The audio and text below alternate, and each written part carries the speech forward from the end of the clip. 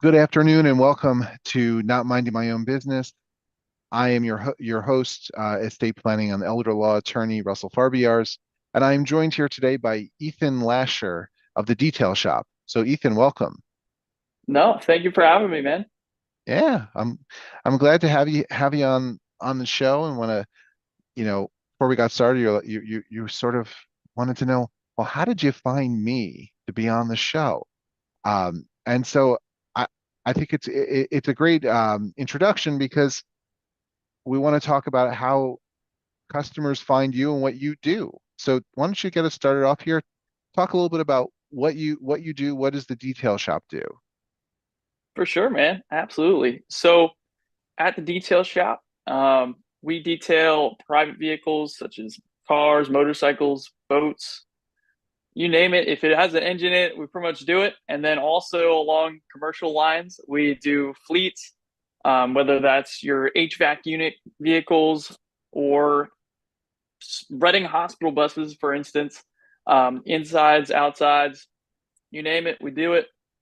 Um, and pretty much that's what we do. Cleaning your vehicles, making them shine, and making them look like new. So so you do the detail work. So does that mean you're in there with like a toothbrush, scrubbing out all the little corners, or what's the process? Yeah, pretty much. For the insides, like we literally have like little brushes that we can get into the little crevices and get into the nitty gritties. And we're making sure we have the proper tools, especially like with our extractor. Like our extractor alone is over $1,000. So that way it's a heated extractor. It's the Mighty line, and they have a pretty good reputation, if you will, for doing the job and getting it. It makes the job easier as well, just because it's heated and has just the right amount of suction to get everything out of your carpets and your upholstery. So what's the weirdest or grossest thing you've ever seen when you're detailing a vehicle? The weirdest or grossest thing, I actually just brought this up recently at a networking meeting, was someone had a little accident in the vehicle. They had diarrhea, and it was a pinhole seat. So it was stuck in the pinholes. Oh, The client called and was like, "We did the best we could to clean it up, but we couldn't get inside the pinholes." That was the nastiest vehicle that I think we've detailed. Of course, there's been like dirtier cars where it takes longer to clean it out, as far as like pet hair and that sort of thing. But I think that was the um, most disgust, like, because you know what it is. Where it's like when you don't know what it is, it's like, it is what it is. But like when you know what it is, then it's like you know what you're working with. So that was probably yeah. the dirtiest that we know what it was. I'm sure it's not the only time you've worked with that kind of material to get it out of a vehicle. It's probably just the only time you actually knew about it. Right. Right. So what do you do to get stuff out of like those little pinholes? So essentially, like, there's these like keyhole almost tools that it's like you have a set and they're essentially set. Usually it's to like unjam a pressure washer. We'd essentially just use that to essentially just poke it out and have a vacuum right there, just getting it out. I guess someone has to do it, but geez, Someone's got that to do it. yeah. So how did you get into detail work? For sure. So, my dad, I kind of like my dad had always had an interest in cars, and so growing up, I always grew up around cars, and I ended up working at a car wash in Autospot Wyomissing, and I worked there for about 5.5 years, and then that's when I made the decision to go do my own thing because after 2020, we no longer did details at Autospot. So it kind of left the door open. And about 2 years later, after 2020, in March of 2022, that's when I started the business under Ethan Lasher's Auto Detailing. And that's how I got my start. I went part time there, started part time through March through June. And June of 2022, I went full time. And from there, the business continued to grow. I was learning throughout the business, and that's pretty much how I got into it. Okay. And what is what would you say is your biggest success and your biggest failure in your business? Biggest success and biggest failure. That's a good question. Um, Biggest success, I'd say right now is the biggest success. We're in a growth spot where it's not going to be just me. Um, Great. so I'm bringing on a full-time detailer in October, and he's helping me out with odd jobs this month, and then he'll be full-time next month. And then my wife, she's going to be joining onto the team as well next month. So she'll be handling like the sales and the office role. So we'll have a little mini team. So that'll be really cool to like just for from it being like like first time like I'm like delegating tasks to other people. So it's definitely a cool thing to experience. And then biggest failure, I guess, if you will, and I guess like learning experience really would be just not having the systems from the start. I Mhm. wish I would have set the systems that I needed in place prior. Whereas like last year, I was kind of like just like I was like, all right, here's all the equipment I needed, but I didn't really have everything set up. And I guess that's part of learning. Um, I didn't necessarily Yeah. maybe I didn't know in a sense like what was going to work best. Um, but now that I Yes. have like the systems in place, it works well. Yeah. I mean, I guess sometimes you just you need to sort of dive in and sort of see what needs to happen, and in what order. So Right. it sounds like you sort of figured that out, and I think you mentioned that you're detailing all of the Reading Hospital buses. Is that right? Yep. So the Reading Hospital transportation buses, we had that subbed out to us through Made to Be Clean. I don't know if you know who Brandon Moyer is. I know the He's name, the but bee guy. Yeah. yeah. He owns Uncle Bee's honey company as well. But he Okay. subbed it out to us through his honey company and or not his honey company, his cleaning company. Hmm. Uh, and that's how we got that. And we cleaned out the interiors of the Reading Hospital buses. And that was not a clean job. They were definitely pretty dirty and dusty. So, I would imagine. oh yeah. Now, now, how often do those buses need to be detailed? So right now that we have it set up with um, 2 times a year, they could probably use a quarterly basis. So we're trying to kind of edge them into, hey, these should be cleaned a little more often on the inside. So now, normal person who has, their family vehicle, how often should they detail their car versus just running it through the car wash? So as far as how often, it just really depends on how um, dirty it gets. Like for like a single person that's just riding in their car, and it's just like the driver area that really gets dirty. And then also like on the outside, I would recommend probably like twice a month, once a month for the outside, and like a regular cleaning on the inside as well. Probably at least like once a month would be good, just so that way you're getting it nice and clean and you're keeping a nice clean space. And it's also like a good mental thing as far as a clean space goes. Like if you have French fries and trash thrown everywhere, like it's not really the most peaceful thing. Like it's just a nice like when it's like clean and organized, like it's just refreshing when you're getting in rather than like there's French fries all over the ground, that sort of thing. So just It's from not a cleanliness standpoint, and then also mentally clean standpoint, if you will. can be stressful getting into a dirty vehicle when you feel like you're you're it's just another thing that you need to do and you haven't gotten to. Right. Yep. Absolutely. All right. So how do you spend your time when you aren't working?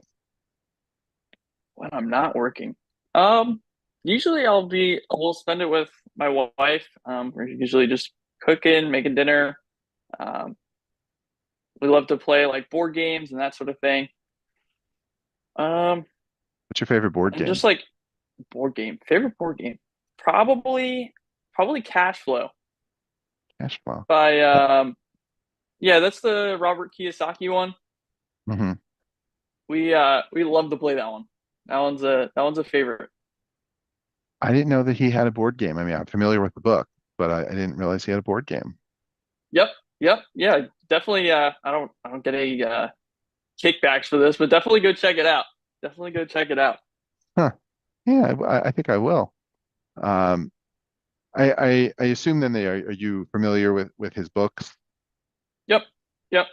Rich Dad And, Poor Dad, Cash Flow Quadrant. Pretty much good majority of them. I've read probably three or four of them. And the one I wasn't like a big fan of, it was kind of I don't even remember which one it was, but it was a shorter one. It was just essentially like selling on like the pyramid scheme companies and saying like Mhm. that he was like, yeah, you could do that. I was like, I don't know. Could and want to are two different things. You know, Right. it doesn't mean it's just because you could doesn't mean you will. Um, has he have those books influenced how you run your business or why you went into business? That was actually the first book that I read when I just went on a tangent of reading like self-development books and your business books and that sort of thing. So that Rich Dad Poor Dad was pretty much like the one that kind of like sparked me off into Mhm. wanting to know more. And that I always wanted to do my own thing, but I didn't know how. And that kind of just like backed my education, if you will, into knowing, all right, what do I set up? What do I do? And kind of set it off from there. So I'd say, yeah, absolutely. What other books have you read that have sort of informed how you run your business? How to run my business. Um, Probably I'm terrible with like titles of books. Um, I know like probably the authors of books. I don't remember the titles off my head, but there was a Tony Robbins book that I read. I remember that I think I want to say it was Unshakable. Okay. That one was one of them that I read. Um, and then Dean Graziosi's book. That was Millionaire's Success Habits, I think it was called. Um, Atomic Habits Hmm. by James Clear. That was a good one. Um, That's a standard one. there was a lot of them. There was a lot of them that Yeah. um, I just went on like a flow on. Um, but absolutely. And now you've come out the other side and you've developed systems and your business is growing and you have new employees coming on. So it's all worthwhile. It's all working out. Oh yeah, absolutely. And like just like the like continuing to educate myself. Like I've gotten into like listening to podcasts. Hmm. Like being on one like is super cool because it's like, Yeah. oh wow, like I'm one of those dudes that you catch on a podcast. So it's just like weird. It's a weird feeling. Yeah. Yeah. Um, I mean, well, if someone's listening and they're thinking about going out and doing their own thing, I mean, what advice would you give them? Man, just make sure you have that grit ready to go. Like, because there's going to be things thrown at you. There's going to be times where the business is slow. So just make sure you're ready for it and don't give up. Don't give up. That's huge. Yeah, it's true. Being a business owner requires a lot of perseverance, uh, particularly in this post-COVID world where things seem to change and supply chains are still iffy. Right. So, Yep. Absolutely. so what are your goals for your business over the next year? Over the next year. So the goal for the business is essentially to take myself out of the detail role and essentially grow up into growing the business. Mhm. So over the next year is growing that, and then also adding on to our mobile units come next spring, as well as growing over the unit, growing our commercial contracts, and as well as private maintenance clients, where we'll come out. biweekly or monthly to service your vehicle, keep it clean, and just grow our team. So that way we can make a bigger impact and have more clean cars out there that are shining. Nice. So what are these mobile units that you're talking about? Yep. So for like our main line of business right now is mobile detailing. Okay. So we have our mobile vans, and essentially, like I was saying last year, I was just kind of pulling everything out. I pulled the pressure washer out to do the work, to pull out the shop vac, like everything had to be pulled out. Whereas over last or the beginning of this year, really, I had it outfitted so that way we had it everything on reels, and you could have the I just had the generator bolted in, um, air compressor, and the water tank, so that way we don't necessarily need to use clients' water to get the work done. We can do it literally right in the middle of a parking lot. Huh. So that's our mobile unit. So I'd like to have a couple more of those running around start of next spring, and we'll have a shop so that way we can have drop off clients over the winter. So those mobile units, that's a neat idea because theoretically, you could you could be hired to, like you said, come out once a month, and you just do the work that you need to do. It's not even you don't even need to have the client come to you, Right? Yeah, and they don't have to worry about like someone staying to pick up or drop off. And we right? kind of want to continue that convenience even when we do have a shop over the winter, so that way we have a loaner car vehicle ready. So that way they still don't have to worry about someone to pick up and drop off and that sort of thing. So they don't have to worry about transportation; it's already taken care of. Very, very nice. So, what is something? What do you think more people should be aware of about what you do? More aware of. Um, I mean, essentially, like we're not a car wash, and there's a reason why the prices are what they are. It takes a whole lot more time, and it's a lot more detailed than your car wash. Like you're not going to have water spots running out because we take care of that. And Right. also, like you're not going to have any additional like micro scratches, that sort of thing, like you would potentially at a car wash if the chamois aren't properly um, lubricated, and if they aren't properly lubricated or cleaned after like pretty much every single day, especially during the winter when you have the rock salts, they'll get stuck in the chamois, Hmm. and that's what kind of creates those micro scratches and swirls inside of the paint, especially after if you consistently take it through an automatic car wash. Um, you'll end up with those things. Whereas if you have it maintained like with a hand wash basis, um, where we know exactly what's going onto the car with our wash mitts or wash pads, it's being constantly rinsed out every 2 or 3 panels, so that way you're not getting any contaminants scratching the paint essentially. Yeah, I mean, so that's the difference is that you don't have you're not putting cars through an automatic system. You're doing everything by hand, manually. Right. Yep. Yeah, I completely that completely makes sense. Well, Ethan, thank you so much for joining us here today. If we have any listeners who want to get involved, want to get access to your services, particularly that mobile service, which I think is just a great idea, what's the best way to do that? Absolutely. Through our website is probably your best bet to get the most info at detailshoppa.com. And you can find us on Facebook or Instagram so that way you can keep updated with anything detail shop related. All right. Well, thank you again, Ethan, for taking the time to chat with us here today on Not Minding My Own Business. Absolutely. Thank you, Russell.